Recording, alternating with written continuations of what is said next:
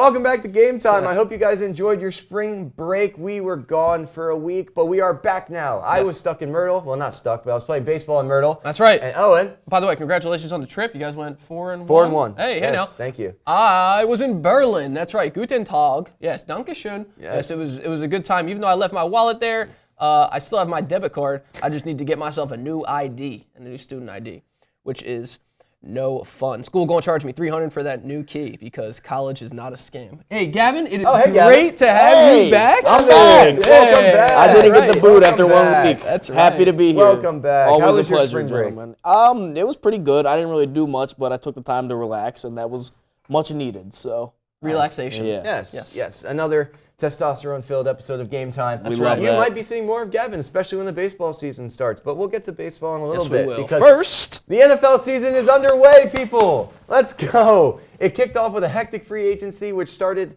the morning of this recording, March 9th, with well-anticipated moves such as Breece Hall and Jalen Phillips taking place on day one. There have also been some not-so-anticipated moves, one that I will get to in a second, Eagles fans. Shaking in my boots. Adam Schefter's phone has been blowing up with tons of NFL news, and rightfully so. It has been a crazy last 48 hours. There have been too many moves for us to give you analysis on, but we are going to do the best we can, and we'll probably just give you the most popular ones that have happened. One of which happened 45 minutes ago. Nakobe Dean has signed a 3-year deal for $36 million with the Vegas Raiders. Sell the team. Sell the team. This is literally my favorite player on the Eagles. This is the one guy that I wanted us to hold on to. And, of course, on day 2 of all of this movement, we are saying goodbye to Nakobe Dean. But this is awful. It's okay. This is awful. It's okay. We'll make something out of it. We have faith in Jahad Campbell, but Howie will draft or something. But gonna miss Nakobe Dean. Yeah, dude, he was so smart. Yeah, that's a bargain. 3 years, $36 million. The Raiders got a good one. Thank you, Noah. I couldn't agree more with you that both Breece Hall and Jalen Phillips were expected to receive some new money. Shout out to Trippy Red. I'm getting new money. No. The Eagles fan in me hates to see Jalen Phillips go, just like it hates to see Nakobe Dean go. However, there was no chance that Howie was going to match anything close to the 4-year, $120 million deal that the Panthers gave the Explosive Edge. Explosive Edge. A lot of money right there.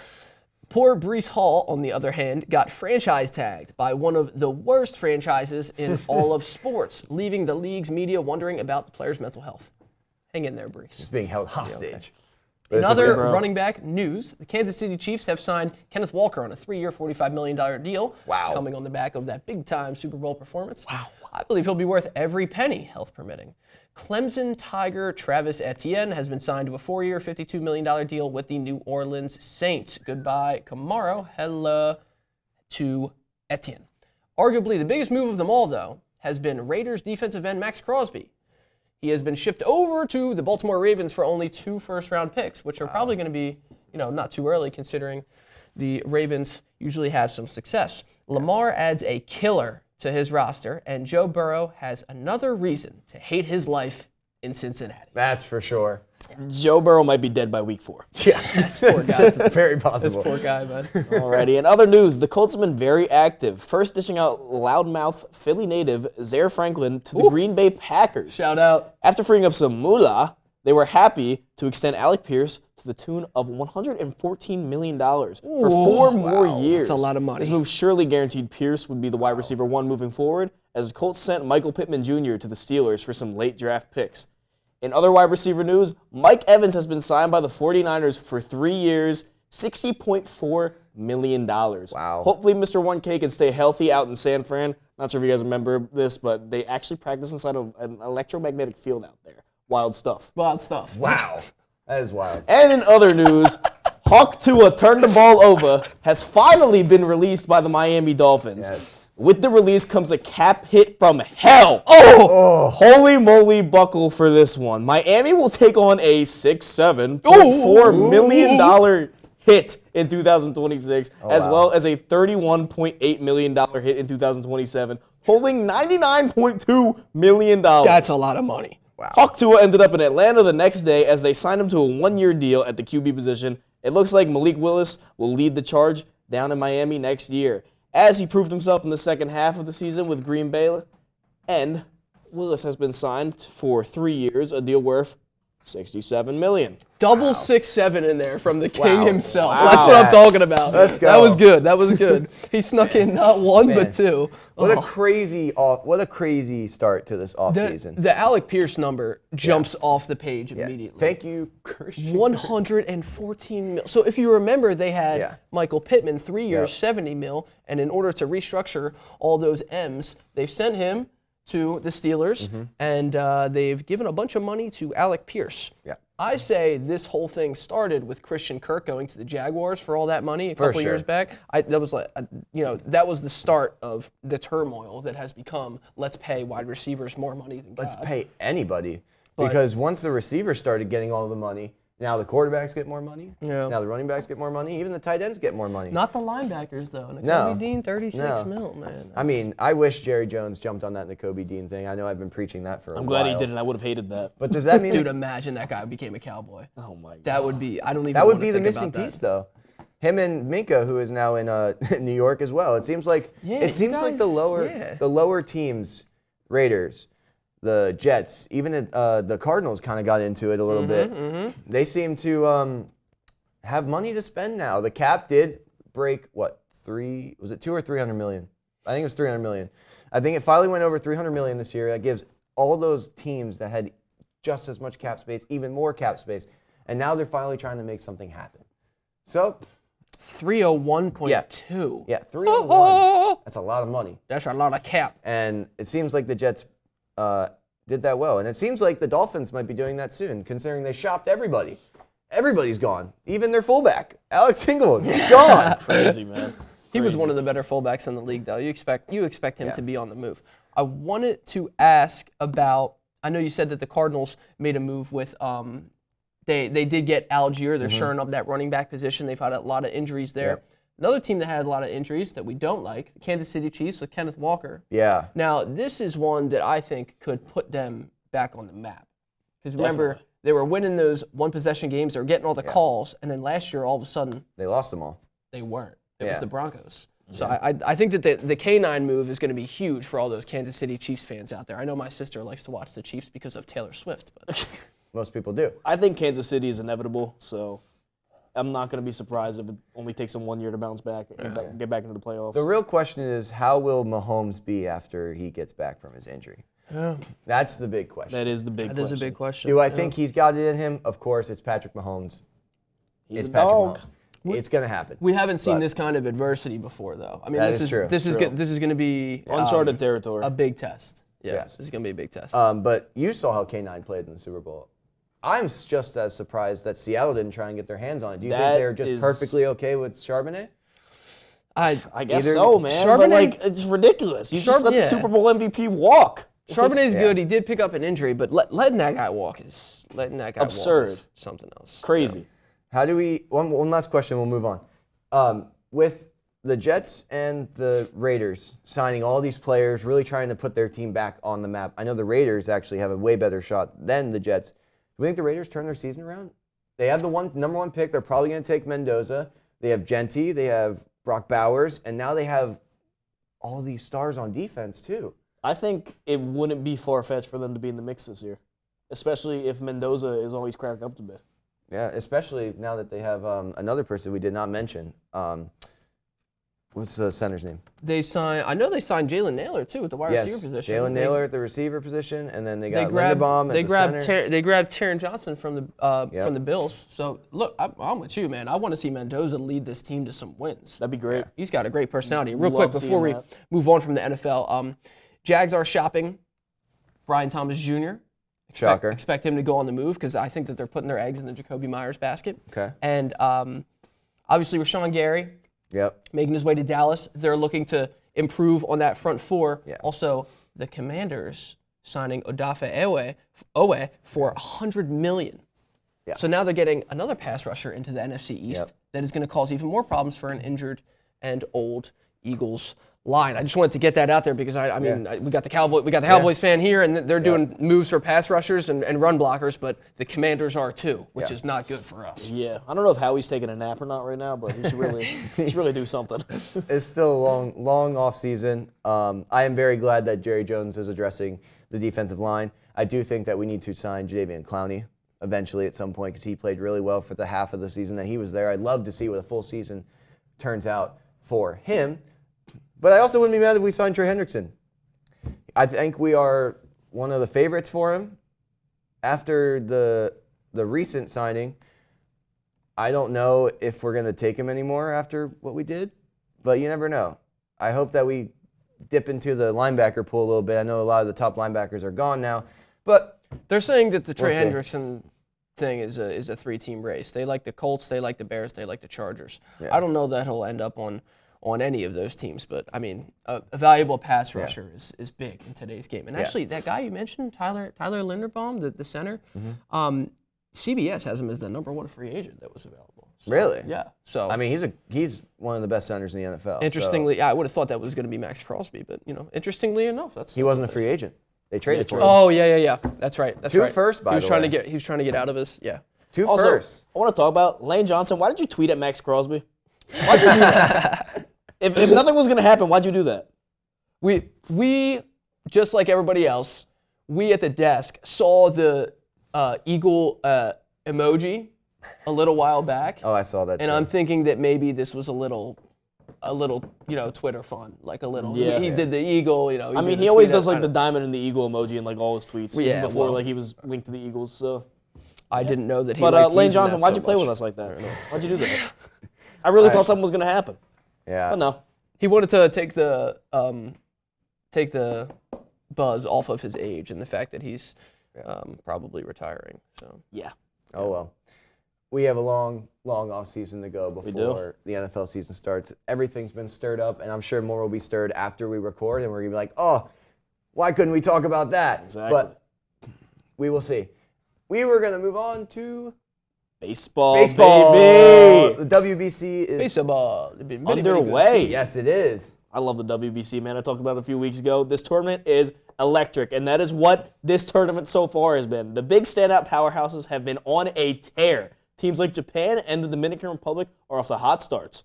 The Otani-led Samurai Japan have already clinched a spot in the quarterfinals after 3 straight wins in the pool play stage. They will look to complete the sweep against the Czech Republic. So they're gonna sweep. Yeah. Okay. Czech Republic's 0-3. Yeah.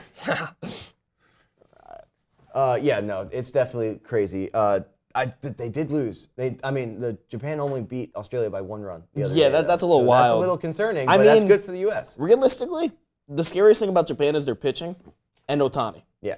Everybody else in their offense is kind of just They have Otani, though, and Otani is a unicorn. He is baseball. So he's baseball Jesus. He's like 2 guys in one. Yeah. It's ridiculous. He isn't pitching, though, so that's good for everybody else, but the rest of their pitching staff is still dirty. Yeah. So until the 9th inning when he has to pitch 1 inning to try and shut out the U.S. Japan, though, still not even the best team at these WBC. I think the DR, Yes.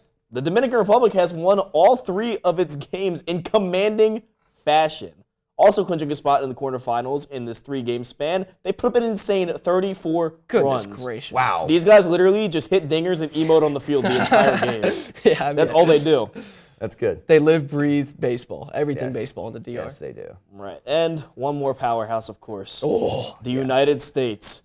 They have bombed the British. Whoa! Wait a minute. Well, at least Kyle Schwarber bombed the British. Oh, okay. Yes, When he hit an absolute nuke against Great Britain to bring the U.S. into the lead 3-1, and then the runs just kept tacking on after that. They ended up winning 9-1.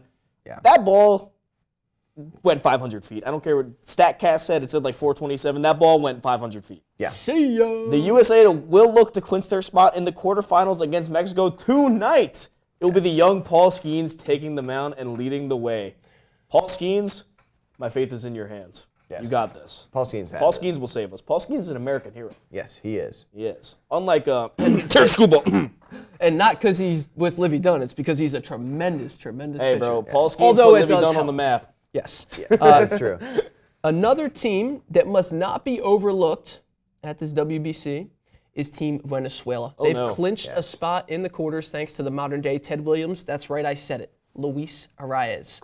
I don't know if there's another guy in the league that I'd want at the plate with the bases loaded and the game on the line. Yeah. Nobody puts bat to ball like Arias, and he's been showcasing his hitting prowess so far at this year's WBC. He leads all players in batting, going 5 for 8 with 2 home runs through the first 3 games. This guy, he's a joke. He found a way to hit it out of the yard? He's not. He's usually a He singles only does merchant. that during not- the hey, World man. Baseball Classic. I remember last year when He's fired up. Yeah. I think last year when the USA played Venezuela, he had like 2 home runs against Bro, us. And Venezuela- then Trey Turner had to save us. Venezuela was mashing at Yeah. the last one. Yeah. They were all hitting. Yeah. I'm definitely scared to run into them. Honestly, I'm a little scared to run into Mexico tonight too, because Mexico's kind of crazy. We I'm got not Randy sure we're Arozarena. the Paul Skeens, but We do have Paul Skeens. That is our saving factor. although right it there. has seemed like the U.S. offense has been very slow to start games, but then out of nowhere they just turn it on, They do, yeah. and then they blow everybody out of the water.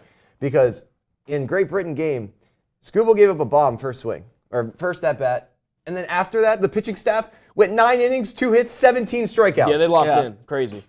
and, Yeah. and it took us till the fourth, fifth inning when that Oh, bomb when happened. did When we Kyle scored hit 3 that? I runs. honestly don't even It was remember. 4th or 5th inning, and I mean after we get The on floodgates the board, open. Yes, I feel like once we get on the board, the floodgates open.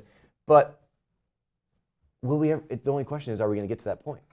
That's the nervous part. It's a moment. Like anything else, baseball can be a momentum game at times. Yeah. I think really basketball is like the biggest one. Yeah. But momentum goes a long way on a baseball field, especially at a time like this when you're at a World Baseball Classic with your nation. yeah. When you're getting hot up at bat, and you see the guy coming up behind you is also hot, and then the guy after him, and then the guy after him. It's Hitting's contagious. it's a I don't know what to call it. It's almost like in basketball when you make that first shot and then you make the next one, and all of a sudden you're feeling it, you get hot. It's like you just get in the mood, you just get in the Yeah. mojo. In baseball, it's like contagious. When one guy starts getting going, you said it. Hitting's contagious. The other guy starts to get. The other guy starts. All of a sudden, the baseball looks like it's a softball. Yeah. And Pretty much. everybody's You're seeing mashing. beach balls out there.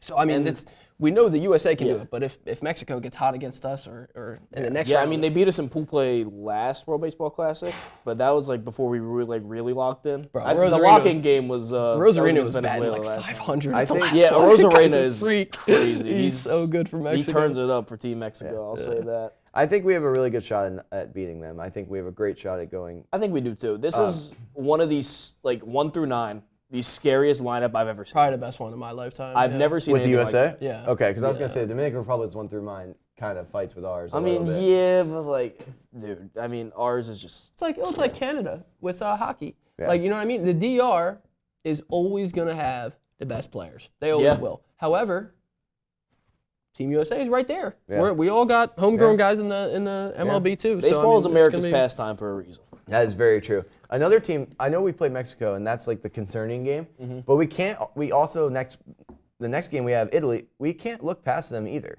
Because however, they are still not better than the U.S., obviously. They still have MLB guys and MLB prospects on that roster to the point where if we can't just think they're just going to roll over to us. Yeah, one of the Phillies' top So- prospects just hit 2 home runs for them the other day. Exactly. Lot of talented Italian Americans Yes. on that squad. Yeah. I'll tell you what, though, the funniest story that I saw from the WBC is catcher Austin Wells of the Dominican Republic. Yeah, that's right. Yeah, the whitest dude on the team is the catcher, Oh, man. which kind of makes sense. But I, mean, I it's saw like, something, it was kind of mean, but when they were announcing the Dominican Republic's roster the first time, when they were showing the cameras, they'd say their name, they'd pan the camera to them as they're running down the line. with the accent on each one too. Yeah. And And then Austin Wells' names get called, and the cameras cut to the crowd. They don't cut to him going down the line either. I'm like, yeah. touche baseball, but I think the funniest thing in the WBC so far has been we're going to shock the world, Jazz Chisholm. Great Britain's out, aren't they? Yeah, they're already eliminated. Is that who he Yeah. played for? He Yeah. was the captain. Yeah, he played for Great Britain. So Bahamas doesn't send a team? They don't have enough guys? I mean, countries need to qualify Okay. for Yeah. the tournament. Just like And- the Czech Republic. And Yeah. And Bahamas probably, I I'm assuming they wonder. didn't. I wonder if he knew that they weren't going to, so he decided this year to rock with the. Yeah, maybe. Rock But with the yeah, GBR, Jazz yeah. Chisholm said we're planning on shocking the world, and have they won? no, I don't think anybody's shocked. Mr. Chisholm. Unless they beat Brazil, right? They beat Brazil. Yeah, everyone like beat 8-1, I think. Yeah, Oh, did they they? beat Brazil. Yeah, Well, that's they beat Brazil. It's Brazil. Although they did that 17-year-old that made Aaron Judge ground into a double play and broke his bat. He's a high schooler, They too. also have a... Imagine going back to your high school and saying, hey, I just made... No, that's, yeah. Yo, Aaron flex. Judge grounded down to an inning double play against me. yeah, right. The home run champion. They also of the have NBA. Manny Ramirez's son. Right, they do. Yeah. Oh, dude, Manny Ramirez was one of like my favorite players. Yeah. Like by far. I used to love Manny 500 Ramirez. something home runs. He was so fun. He was so fun. Manny was such a great guy. Man, I miss guys like Just that. he was so good just for the off game. the field. He was great. I know. He was Yeah. just so good for the game. Yeah. So funny. You remember, Manny, do you remember he cut off a throw in the outfield? Yes. So they had, I forget who their center fielder was. I forget who the Red Sox had, but he could not throw. And Manny Ramirez was literally like from me to Gavin. And this guy was trying to throw it in, and he threw it, and Manny like jumped up and grabbed it. He cut it off and then turned it. And a cutoff in that's baseball is when you stand in between, so you don't have to throw one long throw that takes forever. Yeah. But he just jumped up in front of him and snagged it. There was That's another awesome. time. Bro, I gotta with go him. find that clip. There was man. another I time with forgot Manny about that. Ramirez. There was a ball that was, it looked like it was going to be at least a double. He ran, jumped it, ran up on the fence, high-fived a fan, and then he threw out the runner at first. That's awesome. World class. That's World class awesome. guy. There will never be another player like him. Great vibes. Unless his son's like that. I don't know. If his son's a goofball like him, bro, I'm all for it. Dude, hopefully. We wish that kid all the best, man. That's awesome. Certainly. Little And he was right Manny against the Team Ramirez, USA, man. too. He had a couple home runs, too, I think. Wow. Manny Jr. Wow. If we're talking young athletes, we got to start about March Madness in college basketball. Oh, that's right. That's right. We're going to wrap this up with March Madness that kicks off in just 1 week. It's almost here. Selection Sunday, which is March 15th, is less than 5 days away. And everybody in the college basketball world is fighting for their respective conference tourneys to try and get a bid currently. But here at Newman Media, we couldn't be more excited for the madness this year. We will be making our brackets and sharing them with you next week. I will have a perfect bracket, I'm just saying. So he says. And we will be sure to keep you guys updated on those who got the best bracket and as the tournament goes on, all throughout the Mullins Communications Center. Who's ready for the best basketball of the season? I don't know about you, but I cannot wait for a random 14 seed to upset like some random 3 seed. I don't know about you, but March Madness is the time. It's gonna the happen. time. Always happens. There's always a 14-3. There always is. I mean, the odds of getting a perfect bracket are considered nearly impossible. Senor AI has it at 1 in 9.2 quintillion. As much as I hate to use the AI, I'm pretty sure that's right. That sounds I think close enough. I think it is 1 in 9.2 quintillion. The answer is no chance. Yeah. Yeah, I mean, we're excited for March Madness. I know that I teased this a couple weeks ago talking about Duke, but they are the favorite. They were the 4 seed then. They're the 1 seed now. 2 losses. I just watched that big win against UNC over the weekend. But a lot of people are going with Michigan this year for their size and experience. Also, I've been seeing on social media a lot of people like Arizona's squad. For me, it's one of 2 teams. It's Duke, I like Duke, or it's Houston. Houston always has a good bet to make it to the Final Four, and this could be the year for Coach Kelvin Sampson. Nobody else has more experience making adjustments down the stretch than Sampson in the modern college game. His players always look prepared. Back to Duke real quick, though. The Duke grad Jay Williams, who's now a pretty good analyst on ESPN, made a good point on a broadcast the other day. Essentially, he said that we're losing the magic of the Cinderella story. Has NIL taken the place of tournament success? Ooh. Do players care more about transferring to get paid than transferring to win a title? Let me know what you guys think, because we had, Loyola Chicago comes to mind, St. Peter's comes to mind. Both of those were a while ago. I mean, we're talking 5 years plus. Yeah. Has the magic of the Cinderella gone away?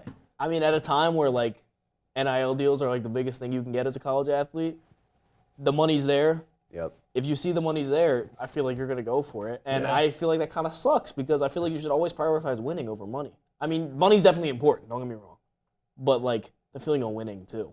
You're going to make money regardless. I want you to go to a school and then go to have another school wave $5 million in your face. And I want you to let me know if you rather win. Look. At the end of the day, the only thing that is for sure when the NIL stuff came into play, the only thing that was for sure locked in 100% a certainty as soon as this NIL got introduced was that not one of these dudes really cares about the degree anymore. So it's like you won't have as many people getting that backup plan. Yeah. And hopefully, I just hope that some of the young guys are, experiencing extra work on campus with trying to make sure they have a backup plan, because the NIL stuff it's scary. Guys transfer and then they transfer again, and now they have it on their resume that they've been transferring. They're bouncing around. They're not as valuable. I don't know if it's a good or a bad thing, but I think it's definitely gonna reduce the small team success. I agree. The small team success will definitely go down. However, like you said, they're very young. So there are a lot of teams that go one and done, and all their freshmen leave, and they have to recruit a whole new freshman class. That's right. So one and done in basketball is unbelievable. In a way, it opens the gate for those 3-4 year small schools that have had their rosters. I guess we'll see this year because there's a lot of teams that have a lot of young talent that they're using. Yeah. But it could take like the smaller schools that have had 3-year, 4-year guys on their starting roster. There's a chance that playoff experience and that playoff atmosphere could make a difference in this tournament. I don't think it will because the top teams have the top players, but I think it opens more of a chance for the small schools to win. I'm just saying. I know that I think what was the most recent run was that one white boy that hit like 8 threes in the game against. Yeah, Jack Golke. Yeah. Oakland beat Kentucky, and then I think they got smoked the next game. So it's like. But the chance of those first round. I think the chance of those first round upsets are a lot higher, but I think past that point, I think it's just going to start getting more realistic where the higher seeds move on. I think once it gets to like 6+ is when we'll see some different like stories happen. But I think 6 and under, I think at that point after the first round, I think it's just wraps. The higher seed's probably going to end up winning because they're a better school. I don't know. Yeah, I mean, rich getting richer, poor getting poorer. It's the same story in college basketball as it is everywhere else in the world. That's just kind of how it goes. Man, I'm excited for next week, though. Yes. Man, when we make our brackets, it's going to be great. It's going to be awesome. Excited for tonight with USA and Mexico. Yeah. Oh, my God, I can't wait. Got to round this up so I can go ahead and get some dinner and watch it. Very conflict of interest for me just because I am quarter Mexican. So 1 quarter. I am rooting for USA, though. 1 quarter. I have to. It's the homeland. Predominantly USA. It's all right. Only a quarter. But if they end up getting eliminated and Mexico's still in, guess who I'm rooting for? There you go. There you go. Look at that. It won't happen, but. No, it won't. But yeah, we're going to go home and we're going to watch this game. So that will wrap it up for this episode of Game Time. If you are interested in hearing more about football content, Noah and I have a little Thursday morning lineup every Thursday at 9:30. Yep. 98.5 WNUW. That is the radio station here on campus. That's where you can find us. I'm also doing a little bit on basketball pop culture every Friday at 3 p.m. on there. So go ahead and check those shows out. If you want to hear something other than sports talk, and you like music and game shows, oh yeah, Noah and I are actually starting up our own game show called Tic Tac Tune. Let's go. Where you can find all your music-related questions, and it's going to be funny. It's going to be a great time. We're excited to start, so be on the lookout for that. Might be starting this week, and maybe Owen will be a contestant. You never know. Hopefully so. I love it. If anybody wants to be a contestant, feel free to drop by. Hit us up. Yeah, hit us up. Yeah, that'll do it. Have a great week, everybody.